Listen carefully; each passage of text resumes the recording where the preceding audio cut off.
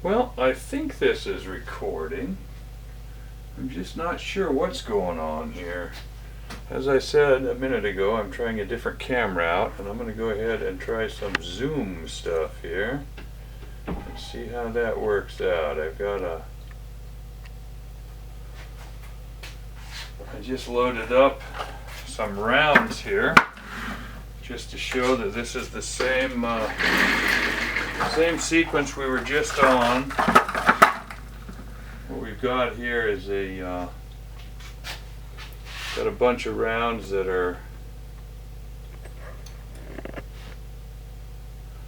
see how this works.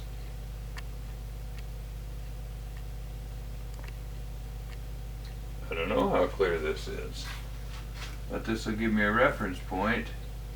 These rounds are, I just think this camera, either this camera doesn't go to the monitor as well, or it's just flat out not as clear as my other one. I don't know, but that's what we're testing. It's not the end of the world one way or the other. So what I'm going to do is get my bolt face popped out. These are the loads that I just did. I think you can see everything here. One of the things that I had mentioned before, I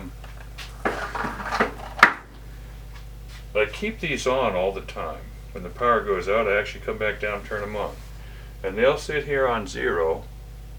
Don't know if you can see that. I don't know if you can see this 0 at all. I'll try this.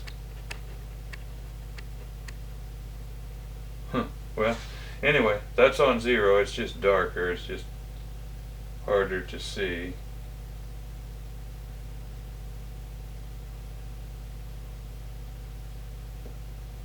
That's kind of weird, like it went on night mode or something. Okay, let me get this bolt.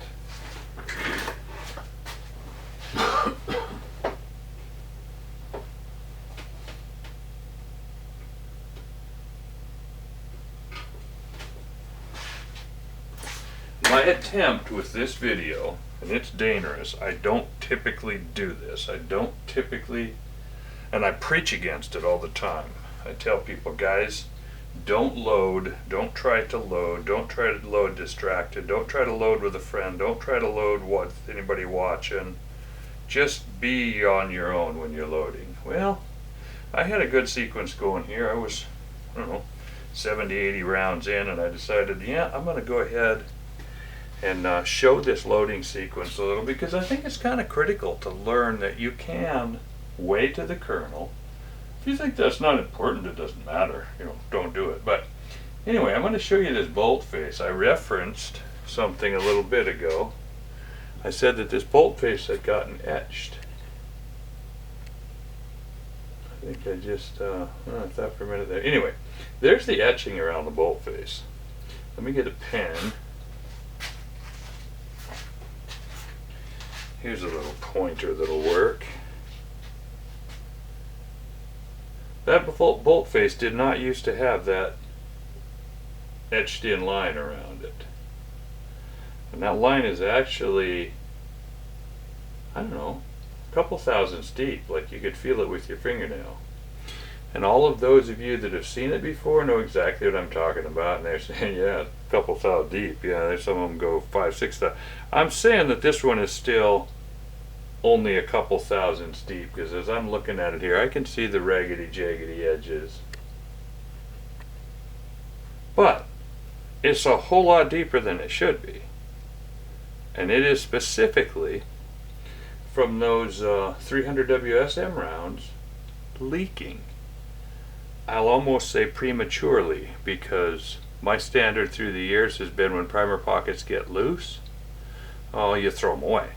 But normally they get moderately loose before they start leaking. But what I'm just now finding out as I explore this 300 WSM, which is kind of new to me except as a hunting round, I have fired, I've never actually used the 300 WSM as a bench rest round before, which means fired over and over and over and gone through various histrionics of speed and pressure and velocity and bullet weights and all sorts of different things. So bottom line is, this thing started leaking before I knew it, and I smoked the face of this bolt. I believe it to be only cosmetic. I don't know that it's going to ever hurt anything. That little groove falls right where the groove of the primer is. It really can't hurt anything. It won't change anything, but it's ugly and it's a warning sign. So I just chucked a whole bunch of brass tonight, and I sat down and I had 2 boxes, well, about a box and a half, and I had a whole plan going. I was going to load up my thrice fired cases for match rounds, and then the others, some of them had 12, some of them had 17, some of them had 6 or 8 firings on them.